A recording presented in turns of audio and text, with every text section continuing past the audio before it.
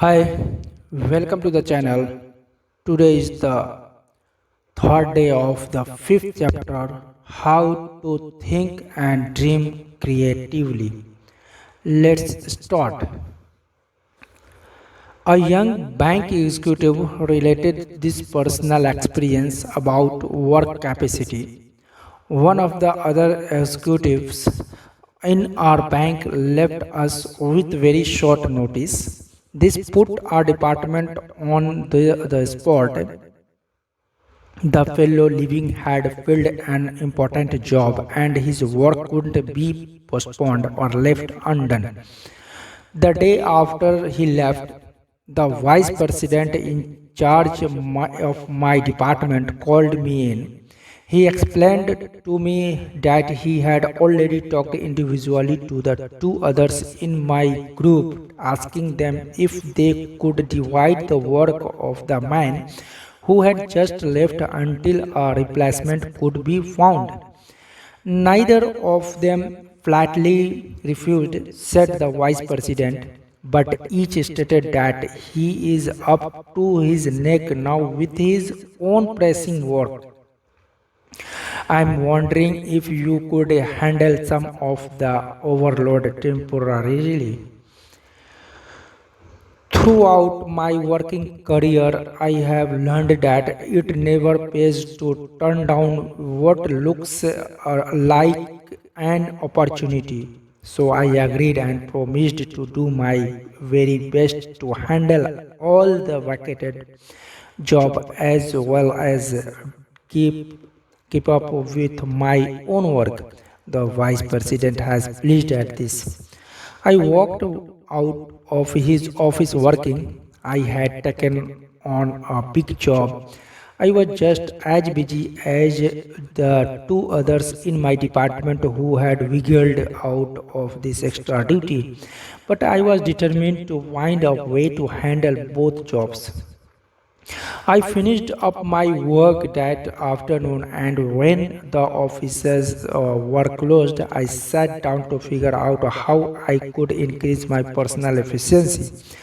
I got a pencil and started writing down every idea I could think of. And I came up with some good ones. Like working out an arrangement with my secretary to channel all routine telephone calls to me during a certain hour each day, placing all outgoing calls during a certain hour, cutting my usual conference periods from 15 minutes to 10, giving all my dictation at one time each day. I also discovered my secretary could and was eager to take over a number of little time consuming details for me. I had been handling my present job for over 2 years, and frankly, I was amazed to discover how much inefficiency I had let creep in. Within a week's time, I was dictating twice as many letters, handling 50% more phone calls, attending half again as many meetings, all with no strain. A couple more weeks passed. The vice president called me in. He complimented me on doing a fine job. He went on to say that he had looked over a number of people from both inside and outside the bank, but he had not yet found the right man. Then he confessed that he had already cleared with the bank's executive committee and they had authorized him to combine the two jobs, put them both in my charge, and give me a substantial increase in salary. I proved to myself that how much I could do depends on how much I think I can do. Capacity is indeed a state of mind. Every day it seems this takes place in the fast moving world of business. The boss calls in an employee and explains that the special task must be accomplished. Then he says, I know you have got a lot of work to do, but can you handle this? Too often the employee replies with, I am awfully sorry, but I am all loaded down now. I wish I could take it on, but I am just too busy. Under the circumstances, the boss doesn't hold it against the employee because it is extra duty, so to speak. But the boss realizes the task must be done, and he will keep looking until he finds an employee who is just as busy as the rest, but who feels he can take on more. And this employee is the fellow who will forge ahead in business, in the home, in the community. The success combination is do what you do better, improve the quality of your output, and do more of what you do, increase the quantity of your output. Convinced it pays to do more and better, then try this two-step procedure. Number one, eagerly accept the opportunity to do more. It's a compliment to be asked to take on a new responsibility. Accepting greater responsibility on the job makes you stand out and shows that you are more valuable. When your neighbors ask you to represent them on a civic matter, accept. It helps you to become a community leader. Number two, next concentrate on how can I do more. Creative answers will come. Some of these answers may be better planning and organizing of your present work, or taking intelligent shortcuts in your routine activities, or possibly dropping non-essential activities altogether. But let me repeat, the solution for doing more will appear. As a personal policy, I have accepted fully the concept. If you want it done, give it to a busy man. I refuse to work on important projects with persons who have lots of free time. I have learned from painful, expensive experience that the fellow who has plenty of time makes an ineffective work partner. All the successful competent people I know are busy. When I start something, some project with them, I know it will be satisfactorily completed. I have learned in dozens of instances that I can count on a busy mind to deliver. But I have often been disappointed in working with people who have all the time in the world. Progressive business management constantly asks, what can we do to expand output? How? Why not ask yourself, what can I do to expand my output? Your mind will creatively show you how. In hundreds of interviews with people at all levels, I have made this discovery. The bigger the person, the more apt he is to encourage you to talk. The smaller the person, the more apt he is to preaching to you. Big people monopolize the listening. Small people monopolize the talking. Note this also. Top level leaders in all walks of life spend much more time requesting advice than they do in giving it.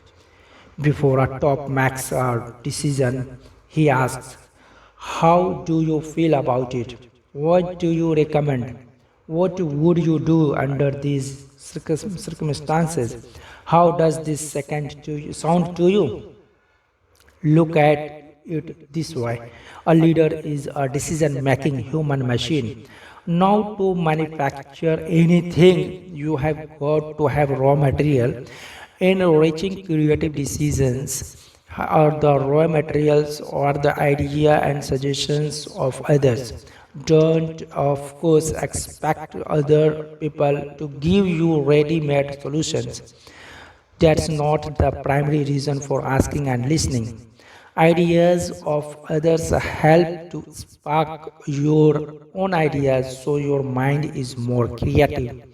Recently, I participated as a staff instructor in an executive management seminar.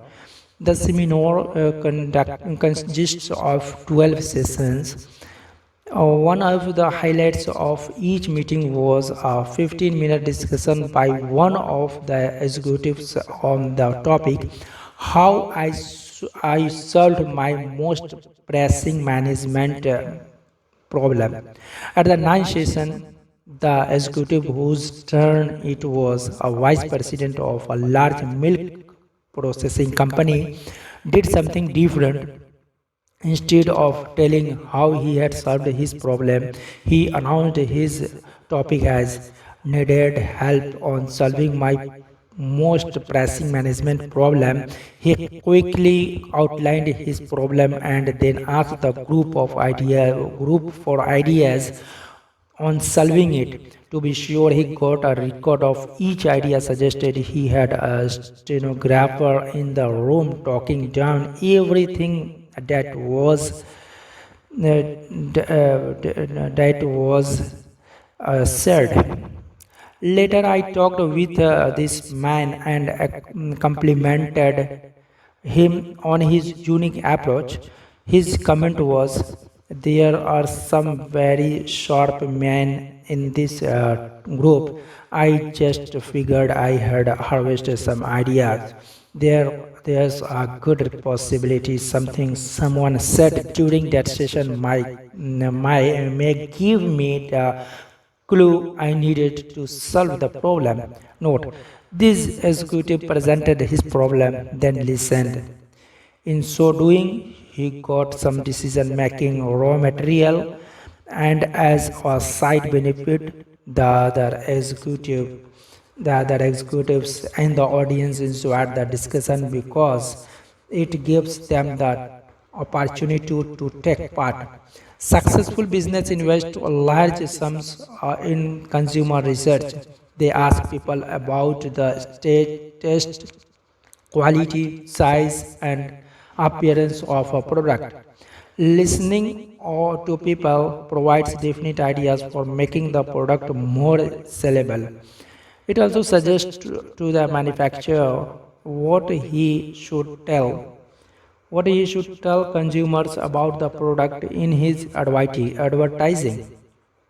The procedure for developing successful products is to get as much opinion as you can. Listen to the people who will buy the product and then design the product and its promotion to please these people.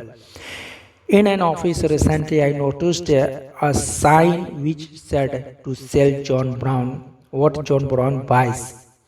You have got to see the things through John Brown's eyes. And the way to get John Brown's vision is to listen to what John Brown has to say. Your ears are your intake values. They feed your mind raw materials which can be converted into creative power. We learn nothing from telling, but there is no limit to what we can learn by asking and listening. Thank you so much. We will start next in the next session. Thank you.